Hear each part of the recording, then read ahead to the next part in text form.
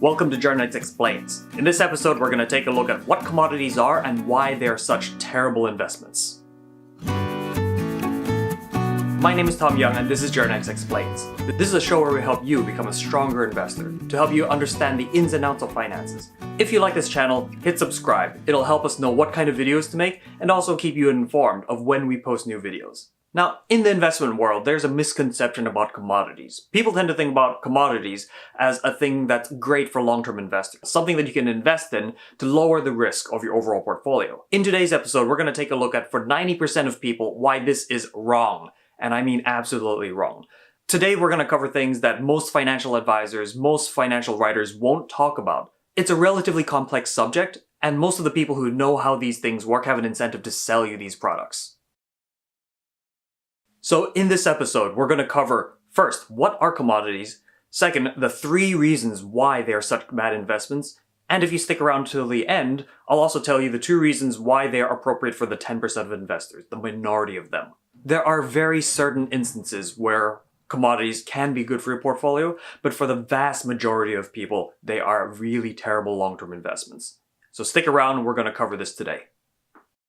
So before we can truly understand why commodities are such bad investments, let's spend just a little bit of time to figure out what they actually are. Even if you already have a decent general sense of what commodities are, I would recommend just listening to this very short part. So commodities actually fall into 3 major categories. The first category is agricultural products. These are things that you grow from the land. So these include things like grains, edibles like cocoa and sugar. This actually also includes animals like cattle and lean hogs. Think of these things as things you can either grow out of the ground or raise on the land. The second group of commodities includes energy, and these involve products like oil, natural gas, and coal. Pretty straightforward. And the third group of commodities is metals. These are precious metals like gold and silver and palladium, or they can be base metals like copper and iron. Now there's so many different types of commodities out there, but there's one thing that links them all together. And this is called fungibility. All commodities are fungible. That means they are interchangeable. One bar of gold looks exactly like the next bar of gold. One barrel of oil looks exactly like another barrel of oil. So if you went to a market and you asked for a commodity, you know exactly what you're going to get. This is the key thing that differentiates commodities from other physical assets like real estate or collectible items. So for real estate, think of your house. There might be a lot of other houses that look pretty similar to your house, but your house is the only one on that parcel of land with that particular address. You can't exchange your house for another person's house. They are different. However, with commodities, one bushel of corn looks exactly like the other bushel of corn. And when it comes to trading them, that's extremely important. Having things that are very similar or exactly the same in nature allows trade to happen between them. There's one more thing that all commodities have in common besides fungibility, and that is that they are regulated. In the US, they're regulated by the Commodity Futures Trading Commission, or CFTC. And what they do is create certain standards for commodities. And so you can't go to a dealer and say, here's some heavy residue oil, could you count it as sweet like crude for me? And so really what they do is create a standard so that commodities are easy to trade. To get a sense of why this is so important for commodities, we should take a quick history lesson. So in the early part of the 20th century, when commodities were just starting to get traded, they were done in places called bucket shops. At the time, there was no central exchange that could tell you that corn was this price and oil was that price. They had to communicate by telegraph. And what happened was that these prices ended up being very, very easy to manipulate. Because there was no central exchange, bucket shops could come together and start pushing up prices or pushing down prices depending on what they needed at the time. And as a trader, you were pretty much at the mercy of your local bucket shop. And so in 1936, Congress enacted what was known as the Commodities Exchange Act. This was an act that created centralized exchanges. So all of a sudden, instead of having thousands of bucket shops, you would actually be able to find the price of a particular item in one place. Now you might be wondering, why is all this important? And it's important because it makes commodities easy to trade. What used to be available to just professional traders all of a sudden became available to everyone, every trader, every investor. Because while all this was happening in commodities, there was another thing that was developing called modern portfolio theory. This was a theory put forward in 1952 by Harry Markowitz. And what it basically said is that with a proper portfolio, you can reduce risk. There were a number of studies done in the 70s and 80s that found that adding commodities to a portfolio can actually reduce the overall risk. What happened was there are things like gold that move in opposite directions from stocks. So when stocks are falling, gold tends to go up. And so based on that, you end up getting a more smooth portfolio over time. So it turns out there actually is a little bit of grain of truth that commodities can be good for investments, but that got blown way out of proportion over the years. And so with that, just because you can invest in something doesn't mean you should. And so today we're going to go over the 3 key reasons why commodities are a bad investment for the long-term investor. So the first reason why commodities are bad investments, the real value of commodities doesn't necessarily rise with time. And by this, I mean that commodities don't necessarily become more expensive with time. It doesn't necessarily cost more to produce an ear of corn today than it did in the 1900s. One of my favorite statistics to illustrate this is in 1900, Americans spent 40% of their income on food.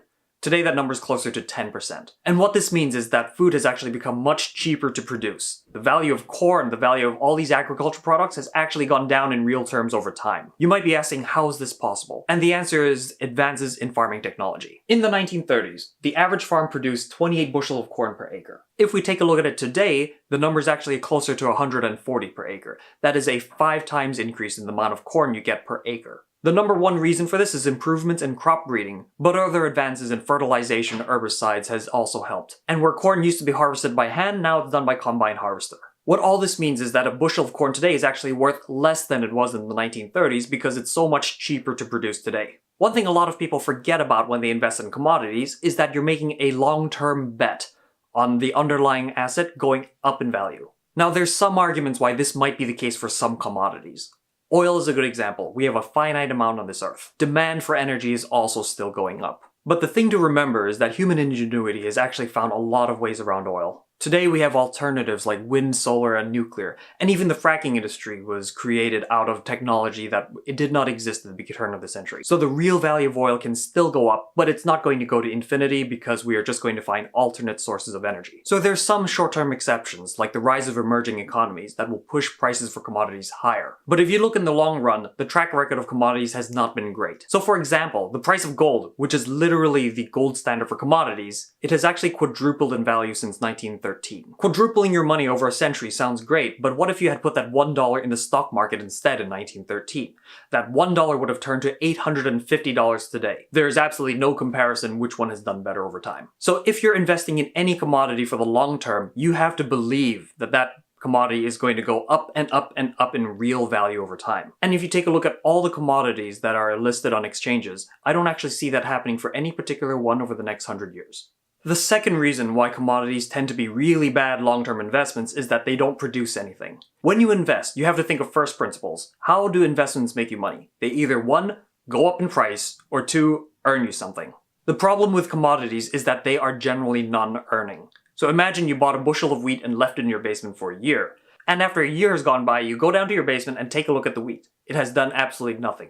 All you have now is just a year-old bushel of wheat. So instead of that now, imagine owning a wheat farm. Every year that farm is going to produce more and more wheat for you.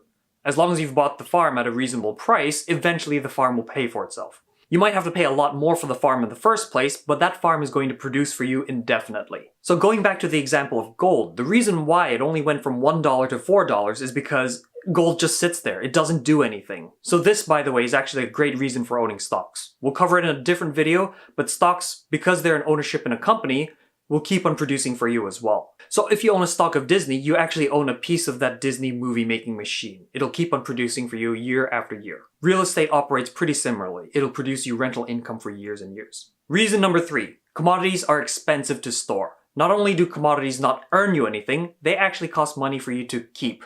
A more technical way of putting it is that roll yield for commodities tends to be negative. And to understand what roll yield is, we have to understand a little bit more about commodities first. So a key problem with commodities is that there is a cost of storage involved.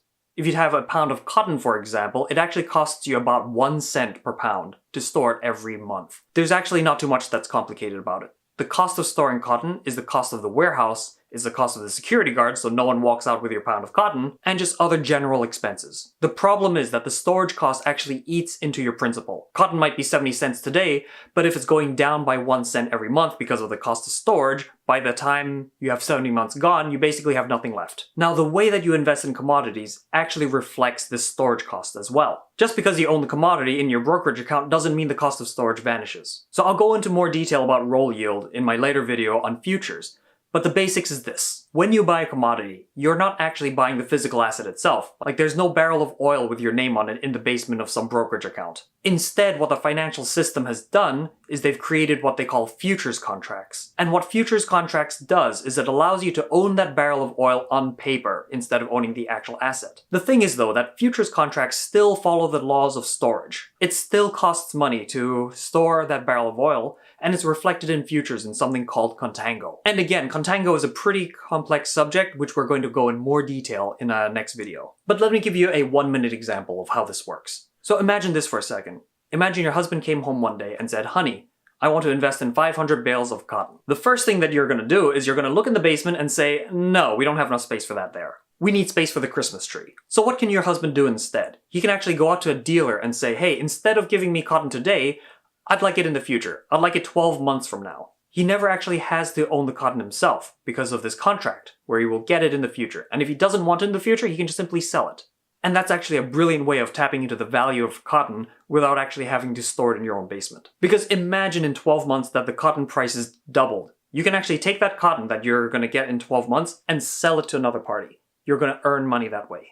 However, dealers are not stupid. Imagine that cotton is 70 cents today. So a dealer would say, well, instead of selling it to you today for 70 cents, since I have to store it myself for a full year, I'm going to sell it to you for 82 cents for delivery 12 months from now, because that is what will cover the cost of my storage. And this actually happens. And so your husband looks at it and actually says, that's not a bad deal. So what has happened here? Imagine for a second that cotton prices don't change at all. Let's just simplify the math. What you've done is you've bought cotton at 82 cents for the following year. 12 months from now, you're going to have to sell that contract back at 70 cents and you're going to have to buy a new contract at 82 cents. Because cotton prices have not gone anywhere, you've actually lost 12 cents. And that 12 cents is just the cost of storage. And this is what is called contango. And don't worry if this is the very first time you're hearing about something like this. Most financial advisors, most people in the industry don't even know about contango because it's something that's really not visited very often. Now, if you don't believe me this is the case, let's take a look at 3 real-life examples. Let's use the example of gold to begin with. Gold is actually very, very cheap to store. If you take a look at gold's price over the past 12 years, it's gone up 115%. But if you went to your broker, there's no way for you to actually own the physical gold. You'd actually have to buy it through some kind of fund, like an ETF. So here's GLD, the largest fund for gold in the world. During the same period, it went up 102%. The difference there is 13%. Now, this isn't actually very much. Gold is actually very, very cheap to store. It might cost you in the tens of millions to make a vault, but once you do, you could store billions of dollars of gold in it. And in fact, GLD, the ETF, actually stores bullion itself. So 13% might not seem like that much, but it still eats into your returns over time. For the second example, let's take a look at something that's a little bit more difficult to store. Oil. So here we have WTI crude oil, West Texas Intermediate. This is the most common US-based index for crude oil. So over the past 10 years, oil has actually gone down 17%. Now this isn't actually as bad as it seems because oil was coming down from a very high point from 2007, 8, and 9. However, there's no way for you to actually buy this index. You have to buy a fund that tracks the index. So here are the returns for USO. This is one of the largest ETFs for crude oil. In that period, it's actually lost 66% of its value. And that is a staggering difference of 49%. Oil is much more expensive than gold to store, and it gets reflected. Regardless of how you do it, it gets reflected in the ETFs that you hold. So to drive the point home about cost of storage, my third example is going to be natural gas. Natural gas is one of the most expensive commodities you can store. To store it, you need to either put it underground or store it as liquefied natural gas. You need to keep it under pressure. So you would expect the roll yield to be really negative. And that's exactly what happens. If you take a look at the last 10 years, natural gas has lost 37% of its value. If you look at one of the largest gas ETFs, however, UNG, over the past 10 years, it's actually lost 97% of its value. It's basically lost almost everything. And that's because natural gas is so expensive to store. If you don't believe me, I completely understand. It's something that people just don't talk about. But if you want, you can always just check CNBC, the Wall Street Journal, or wherever you get your data and take a look. This is real. Some of you at home might be wondering, how do these people get away with it? How do financiers rip people off like this? And the answer is actually very straightforward. It's because these tools are complicated. If you mention the words contango or roll yield to most financial professionals, they actually won't know what you're talking about. Now, there are some exceptions to contango, and that is called backwardation. The price in the future can actually be lower than today, especially if you're expecting something like a big crop yield next year. If you know what you're doing as a trader, it can be an absolute bonanza of a return, but you really have to know what you're doing, and it's kind of rare for it to happen to begin with. And so there you have it, 3 key reasons why commodities are just a terrible long-term investment. Now, as promised at the beginning of the episode, I'm actually also going to give you 2 reasons why some people should invest in commodities. This is a small majority of people, maybe only 10% or so. The first reason, commodities can act as insurance for people who are in the business. Remember, this is actually the original purpose of commodity futures. Because if you were, say, a farmer who wanted to reduce risk, you could actually go into the futures markets and trade commodities. Rather than wait and see how much prices could be in 12 months, you could actually pre-sell. But because commodity exchanges has made it so easy for anyone to trade commodities, now a lot of people do it just because they can. Now, some people might say gold is a good short-term hedge, that when stock prices fall, gold prices can go up. And that's true. But if you have a very short investment window that you actually need that kind of insurance, there are other tools that are even better than gold for hedging risk. There are tools like annuities that actually can help. And for those who are worried about an economic collapse, there are many other ways that you can do to prep for survival. When it comes down to it, maybe having an underground bunker would be better than having a pile of gold bricks. But if your livelihood actually hinges on commodity prices, commodities can actually be a great way for you to diversify. Like if you worked in the oil industry and you're afraid of getting laid off if oil prices keep on going up and up and up, then you can actually buy these futures and make it worth your while. Because it provides insurance. Even if you do get laid off, you still have that return from oil. And so that brings us to the second reason why you might want to invest in commodity futures. You have some special insight into the market. If you personally work in a business that deals in commodities, you might have better insight into where prices are going than anyone else. Oilmen, ranchers, or miners, they'll tend to know if something is in oversupply or undersupply, if prices are going to go up or down. The amount of information you can get if you actually work in the business is immense. This is how traders make a lot of money. But you have to be immersed in the business to do well in it. Because these are short-term tactical moves, not long-term investments. One example that I'd like to use comes from the 1980s. At the time, most of the cocoa in the world was planted in Ivory Coast, Africa. And at the time, most traders had no idea what the harvest would look like. The region was just so remote and so hard to get to. But one of these trading companies realized something. What they did was they hired a guy and rented a truck. And all they did was have the guy go around Ivory Coast to all the farms and count all the cocoa plants. And just by doing that, they had way more information than anyone else what cocoa prices would do. They already knew in advance what the harvest would look like. And the guys made millions. For most long-term investors, though, this is just not the way that we invest. This is the purview of traders and speculators. You need a lot of information for this. So there you have it. 3 reasons why you should not invest in commodities, and 2 reasons why some people do. This is Tom Young for Jarnex Explains. I'll see you next time.